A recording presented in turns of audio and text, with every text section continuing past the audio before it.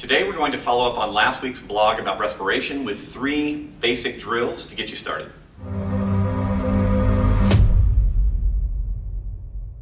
In last week's blog we talked about trying to identify if breathing or respiration training should be a key part of what you do on a daily basis. So last week we talked about 3 different principles: respiratory habits, respiratory biomechanics, and respiratory biochemistry. And I asked you to just pay attention over the last week to how do you breathe normally? Do you breathe through your nose all the time? Do you breathe through the mouth all the time?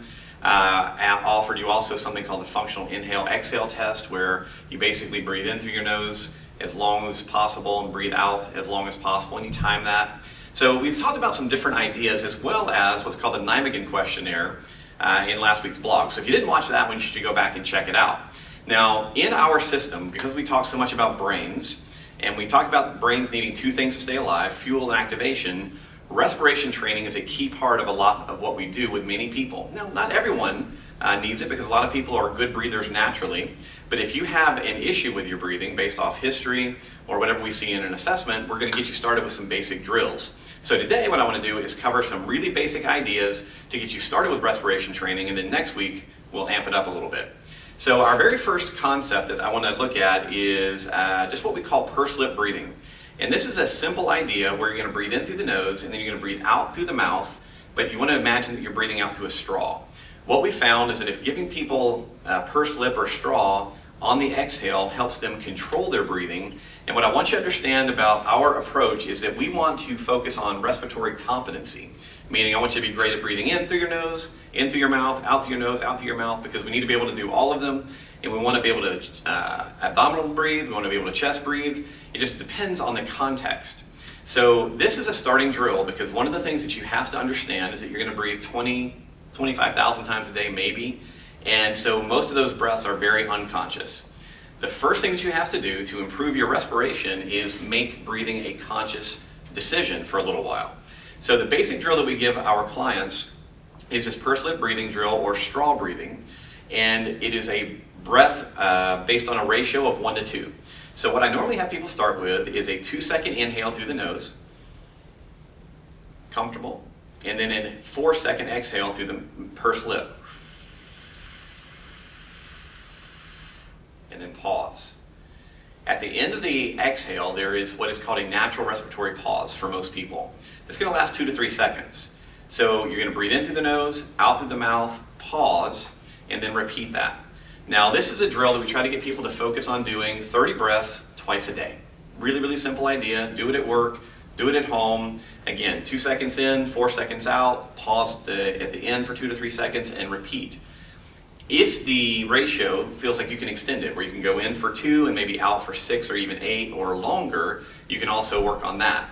But the idea isn't to do this for 2 or 3 breaths and see how you do. The idea is to maintain control of your respiration throughout those 30 breaths, so that at the end of those 30 you feel calm and relaxed and not stressed out by paying attention to your breathing. So that's step 1. Now, if you can work on that this week, the following week what you would actually get started with is doing that same exercise while walking. So it's a simple idea where you're going to start taking a walk. You're going to breathe in for your first 2 steps through your nose, and then out for 4 steps. And then you'll take 2 more steps on the pause, and then you'll just continue that process. A 5-minute walk, focusing on that little respiration sequence, can be incredibly useful for relaxing you, getting rid of some muscle tension, and also, again, bringing awareness to your breathing and helping to build some level of respiratory awareness.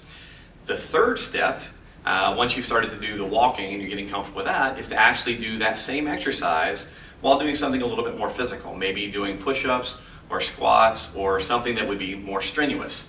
The cool part about doing this while exercising or doing something a little more difficult for you physically is it's going to really challenge you to work on your control and not worry so much about what's going on if I'm starting to feel air hunger. That's a big part of starting to learn stamina and endurance, because breathlessness and inability to breathe is a really, really common initiator of general fatigue. So to recap this whole concept, first thing I'm going to have you do is, in a seated, comfortable position, I want you to work on doing 30 breaths twice a day using a nasal inhale and a straw breathing or pursed lipped exhale. So 2 seconds in through the nose, 4 seconds out through the mouth, pause for 2 to 3 seconds, and repeat. Really super simple, nothing complicated about it.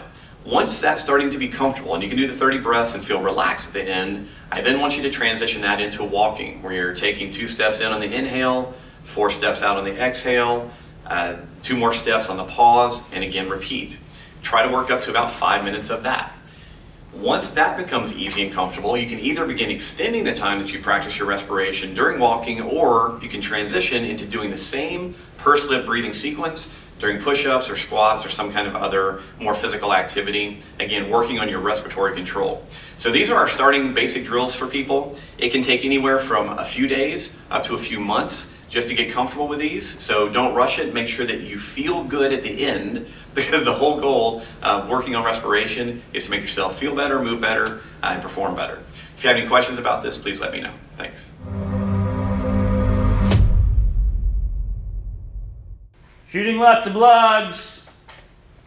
We hope. Oh, at least one. See what happens. Rolling. Today we're going to follow up last week's 3,